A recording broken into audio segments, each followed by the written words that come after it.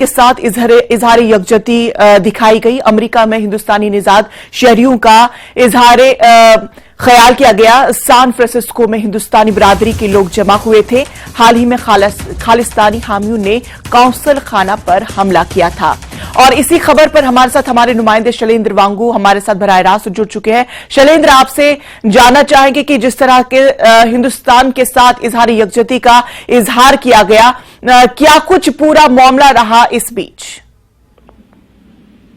देखिए, हम पिछले कुछ दिनों से लगातार देख रहे हैं कि जो खालिस्तान सपोर्टर्स हैं वो उन्होंने दो जगह हमला किया।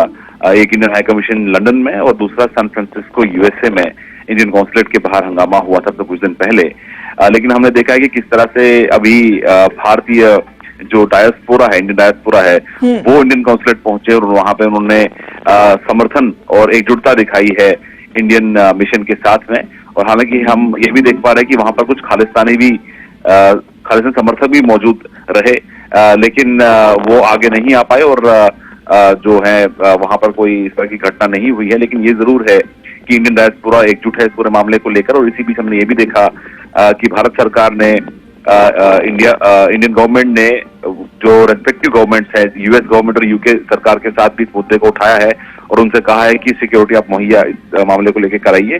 और कल विदेश मंत्रालय के प्रवक्ता अरिंदम बागची की तरफ से भी कहा गया था कि हम विदेशी मुल्कों से एश्योरेंस नहीं चाहते हैं बल्कि एक्शन चाहते हैं, कार्रवाई चाहते हैं उन लोगों के खिलाफ जिन्होंने ये हरकत की है।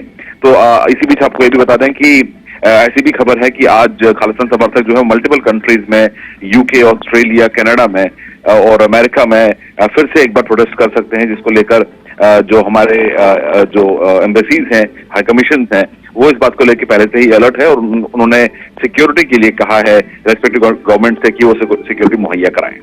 बिल्कुल शैलेंद्र, जिस तरह से हम देख रहे हैं कि सिक्योरिटी की मांग जो लगातार हो रही है कि सिक्योरिटी हर मुमकिन प्रोवाइड की जानी चाहिए, तो इस ताल्लुक से क्या कुछ कहना है हुकूमत का?